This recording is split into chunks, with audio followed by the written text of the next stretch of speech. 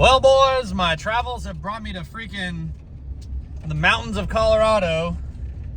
That's a joke. I'm actually in southeast Dallas, or Kaufman, and they have gotten hit with this snowy stuff. We all had this Arctic stuff come in and make it all cold, but I did not see any snow until I was all the way here. Well, the reason I'm in Kaufman County right now is I'm meeting up with these two sketchy individuals who had me meet them at a gas station. I'm now following them deep into a trailer park because one of these fellers has a 2JZ long block for sale that I am buying if I don't get murdered, raped, and robbed. So once again, my quest for building freaking sweet race cars is taking me deep into the hood, and we'll see how this goes. These are the guys I'm following right here, and we are now pulling into some grass, evidently. These guys are gonna get me stuck out here. I guess I'm just gonna pull up right behind them. Here we go.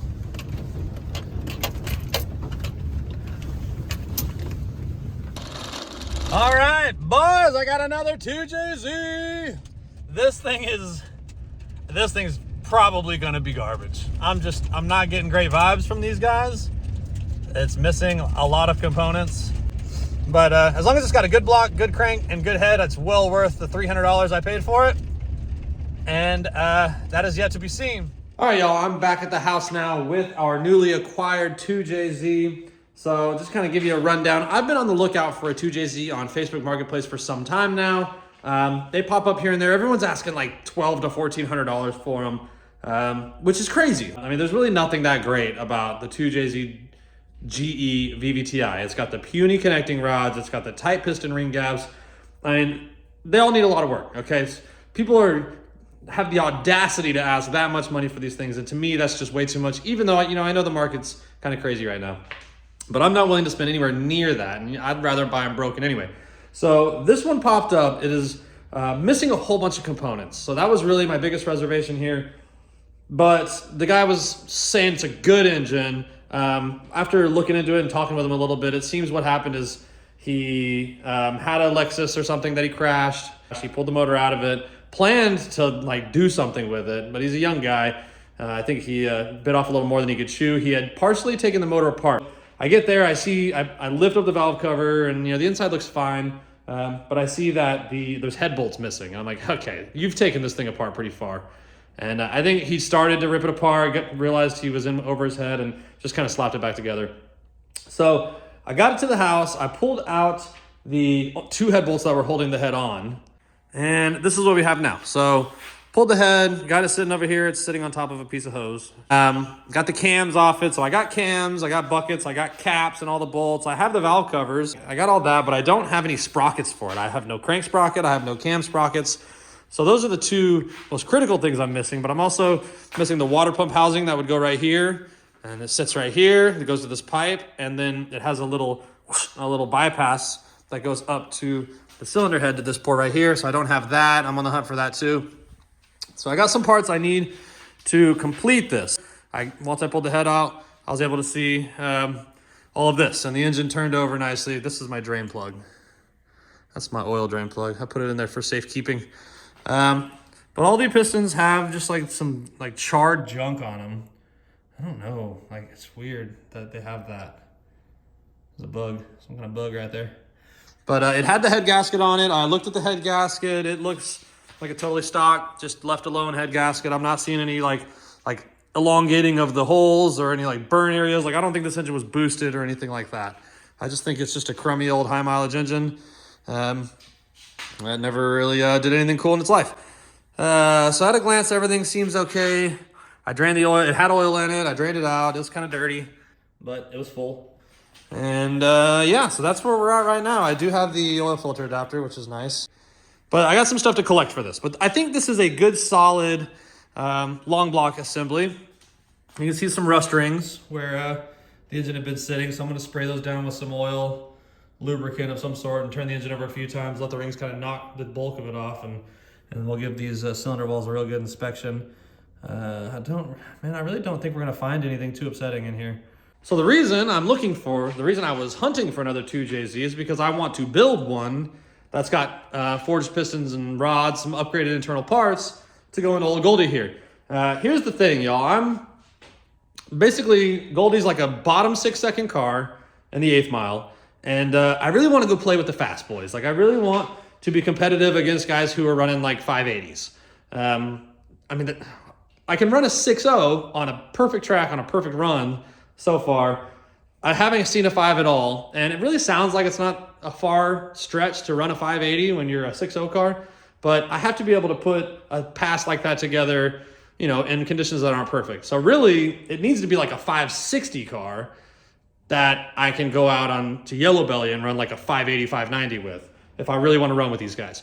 But these are the guys that race. Like, these high 5-second cars are the guys that actually put something together. You can actually find an event to go to, pay a little buy-in, win some money, set up some grudge stuff. Like, these are the guys who are actually participating and getting into some action and racing. When you're in the 6-second crowd, there's just way less people to get together with to try to set something up. And, you know, I'm kind of figuring that out. Like, I want to race someone for something, or like, you know, even if it's just bragging rights or just a little trash talking or something. I want to get into something that means something instead of just making passes against whoever happens to be in the other lane. So in an effort to do that, I'm going to need an engine that can handle a lot more boost. I'm also going to need a turbo that can make a lot more boost. And I'm going to need to make some other small changes here and there. Basically, I'm teeing up a big change to an engine with forged internals and a wider tire and a bigger turbo. And I mean, I think this car is going to be a force to be reckoned with at that point. It'll be a little more strong. It'll be a little more reliable. I can beat on it a little more and not have to worry about some frivolous shit going on. So we're one step closer having the long block here. I still have to check everything out, but I think everything looks like what I hoped it would be. And you know, that's pretty important. I'm going to pick up another 2JZ tomorrow. I paid $300 for this one. I didn't want to. I feel like that was too much, but maybe I'm just out of touch with the market. Just with all the shit being taken apart and all these things missing, I told him, like, he was asking like $700 for this. And I'm like, bro, like, no one's gonna give you $700 for this thing, dude. It's not even a whole engine. And if you're not super familiar with 2JZs, you don't even know what it's gonna need, much less how to put it all back together. So anyway, he's like, all right, screw it, I'll take $300. Like, I had to beat him down.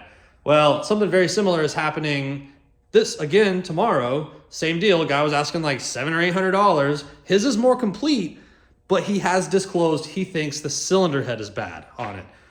And when I started asking questions about why he thinks that, it really kind of sounded like he didn't know what he was talking about. So at first, he said that it dropped a valve. And I'm like, okay, bro, if that thing dropped a valve, then you might as well just scrap it. Throw the whole thing in the dumpster, because the block's going to be trashed more than likely. The piston's for sure going to be toast. Probably bent rods. I mean, like, dropping a valve is a catastrophic event. So I asked him, like, if you look through the holes in the head, can you see all the valves? And he's like, yeah, they're all there.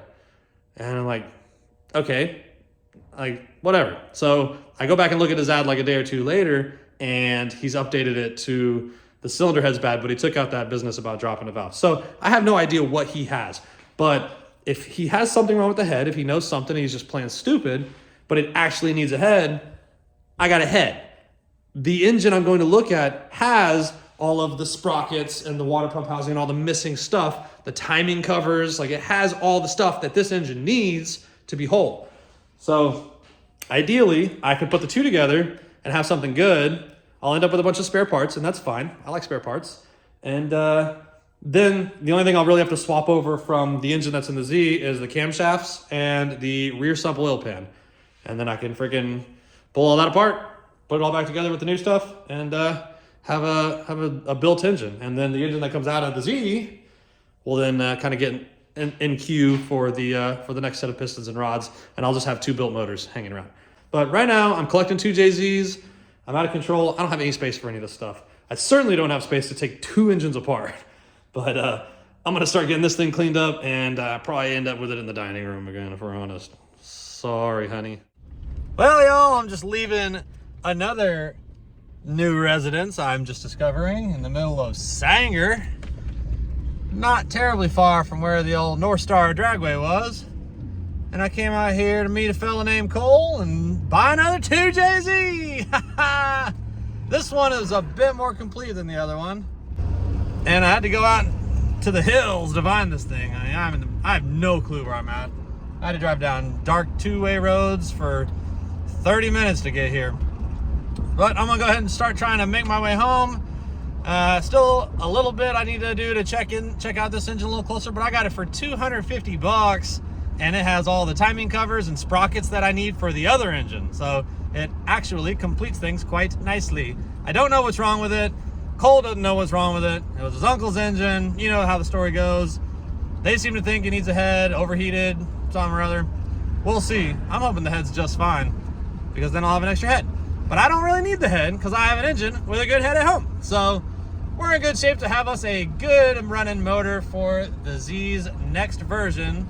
But more on that to come. All right, y'all, I'm out in the garage.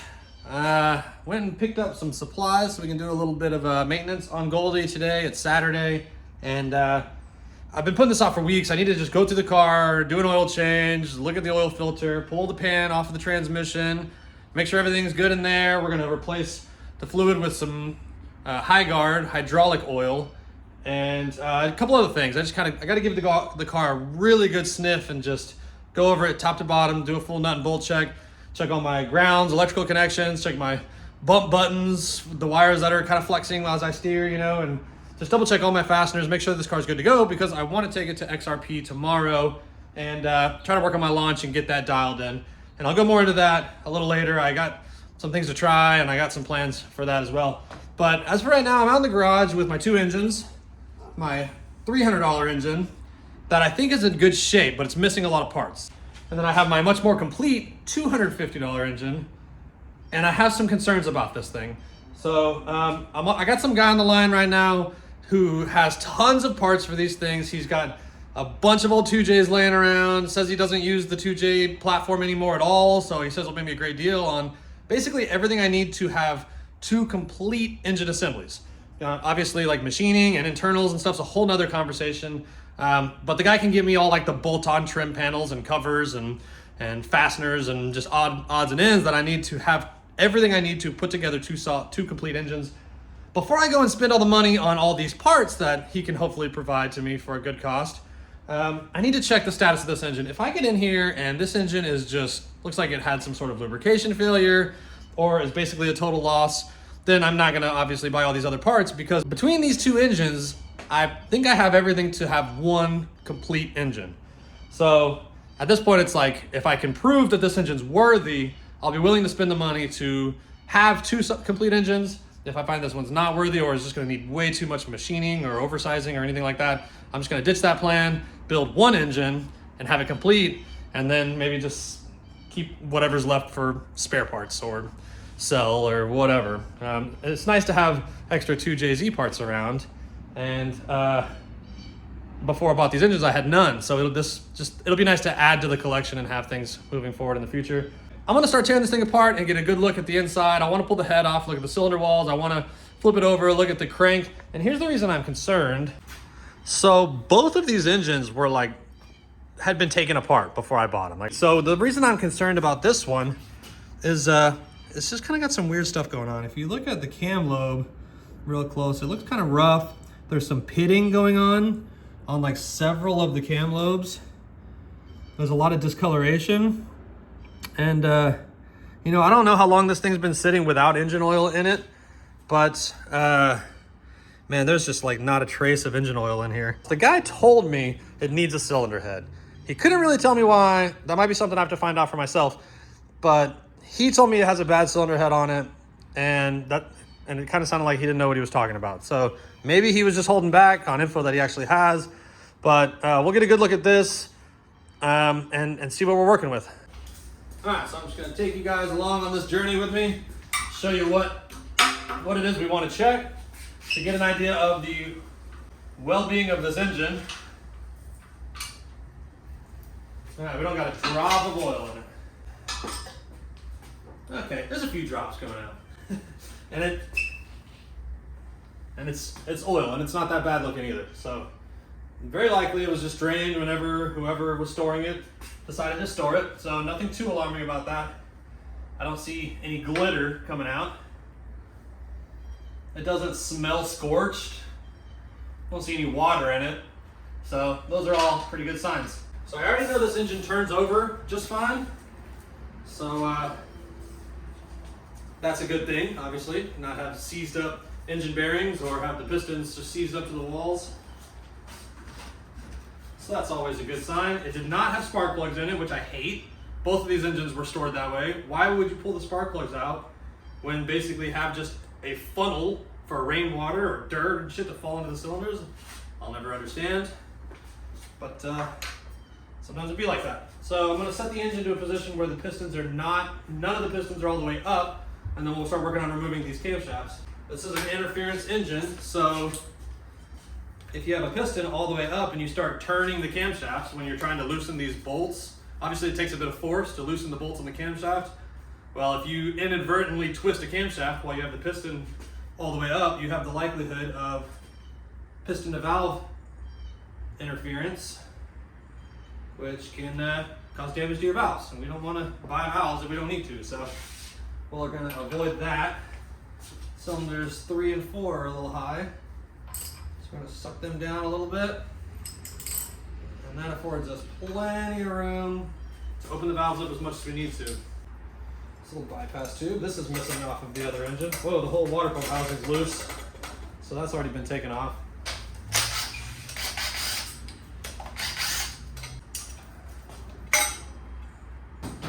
This is all something that we need on the other engine. Once again, these bolts are all loose. Someone just did this. It feels like they probably didn't pull this cam off, which means they didn't pull the end off. I got something for that. I got something for that. Good old jack handle. There we go. So I would doubt they pulled this off, which means they didn't pull the head off. I think that's a good sign. So it's a 14mm Allen to get the cap off of this cam. And I welded a 14mm bolt head onto just a worthless socket to make that tool. So pretty proud of that.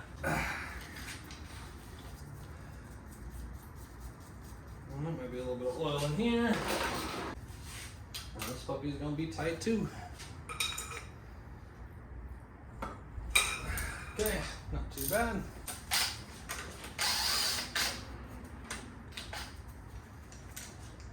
Man, there's just no oil anywhere. Maybe this thing's just been sitting up for that long.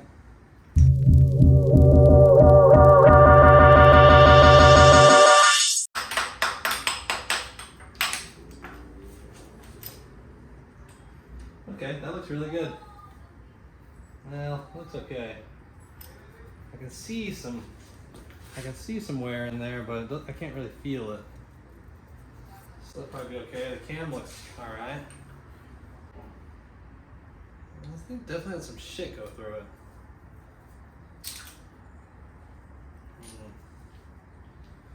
Ooh.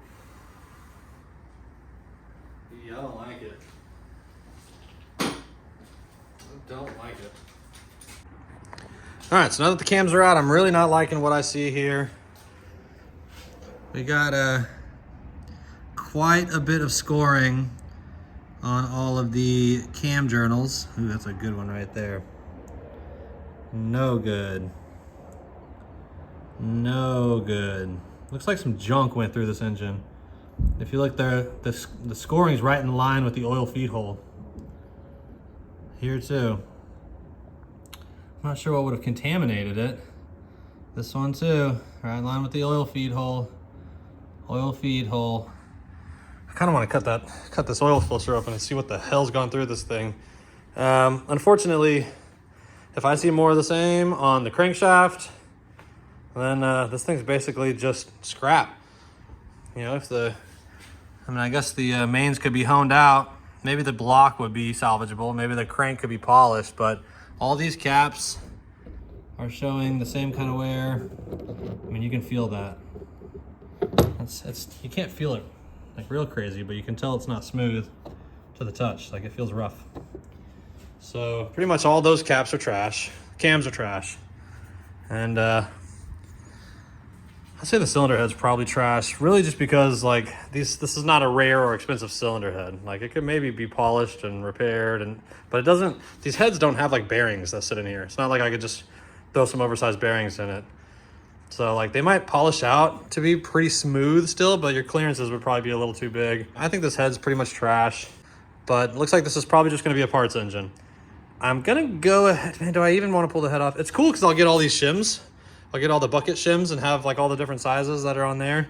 Get some spares, get some spare buckets. And other than that, you know, get some spare studs off of this thing. Yeah, that'd be cool. And then other than that, you know, we'll use this engine for all the miscellaneous shit that's missing on it all. So, damn, womp womp. I do want to check out the bottom, see what the crank looks like. I'll just pull the head off real quick. We'll take a look in there, see what the cylinder walls look like, see what the block looks like. Yeah, we'll keep going since we've come this far, try to get a better look. But it is not looking good for engine number 2. All right, so I got the cylinder head off. Cylinder head looks fine under here. Not that it really matters, because I'm pretty sure I'm not going to salvage this head.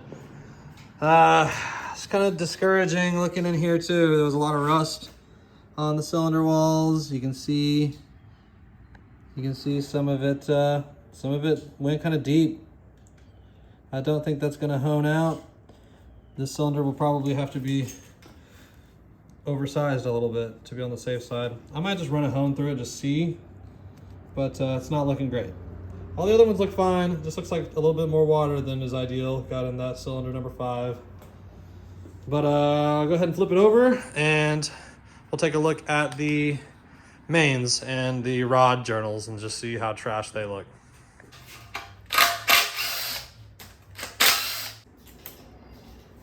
Why do I keep hearing cat sounds? What's burning, looking so satisfied? Meow. Lost in his little yellow round eyes. I don't mean that. Oh.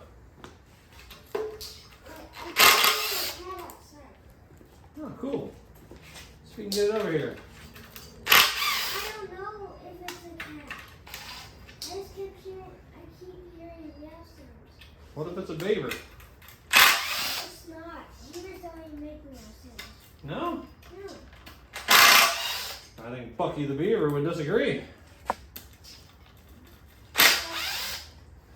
Beavers don't make meow sounds. What do they do? I don't know. Probably something like... Are you gonna do that? Yeah. I knew it.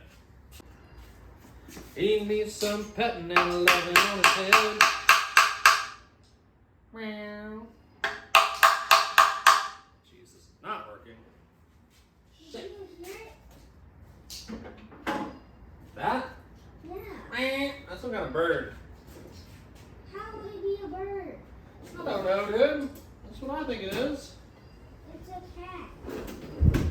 It's not like no cat, dude. That sounds like a bird. Don't you know what cats even sound like? I guess not. I might be sad when I see what's going on inside this engine.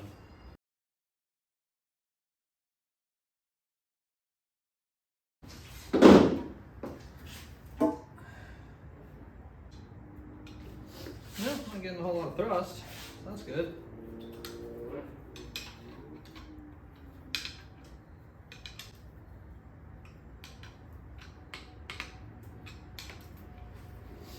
Okay, thrust bearing seems to be in place.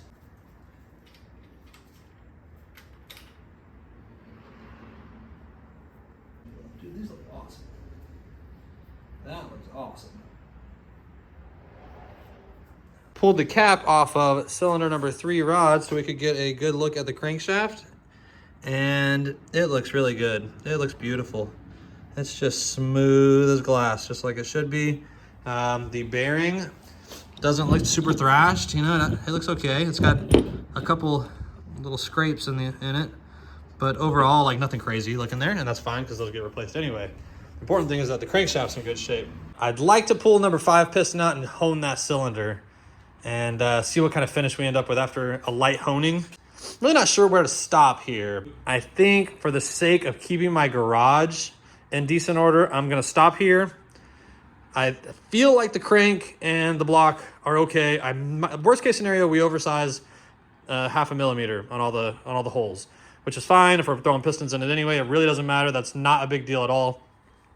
But worst case scenario, best case scenario, we can hone the cylinder. Number 5 will be nice and smooth.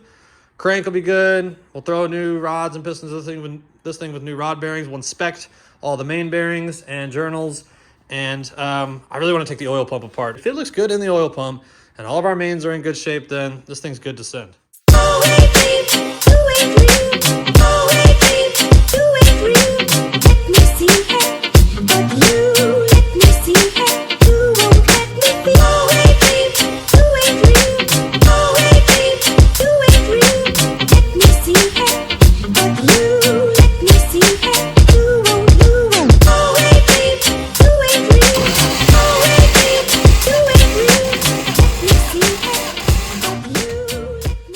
All right, y'all, so just wrapping up with the Z, I got through a big list of stuff, and my findings were quite promising.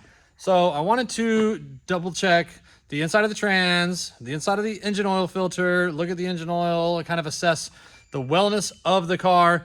The car does have an odometer on it because of the GPS speed, and my dash keeps track of it, which is pretty sweet. I've driven 95 miles with the car since getting it together. I estimate that's somewhere around 16 passes or so on the car. A mixture of 1/8 and 1/4 mile, obviously mostly 1/8 mile.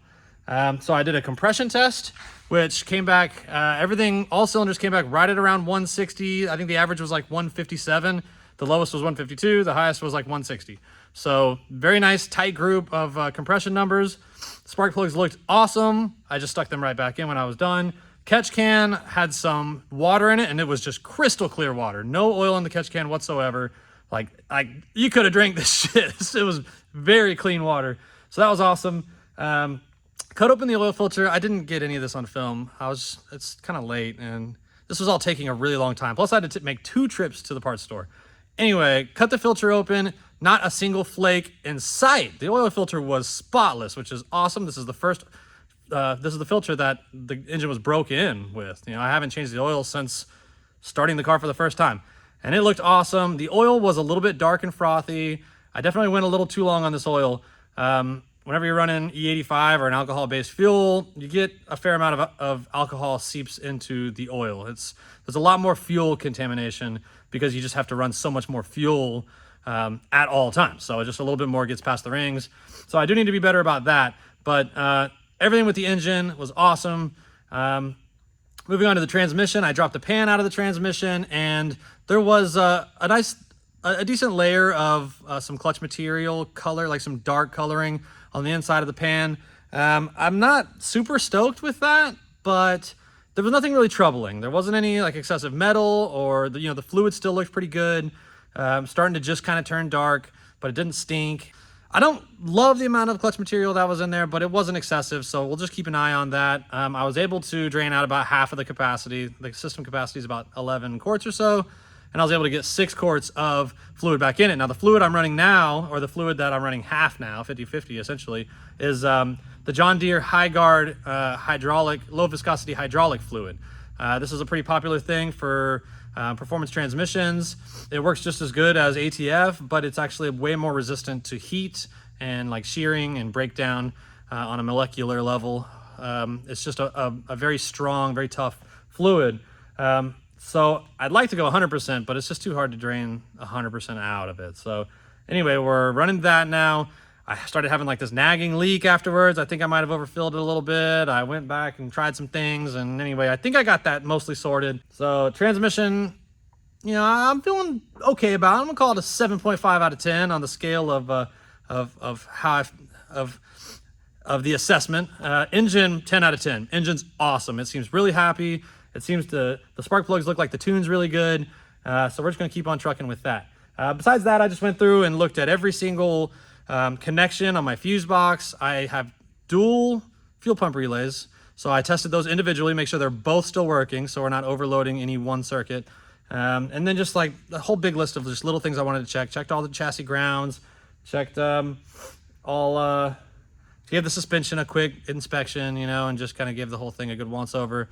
All in all, the car is working really well.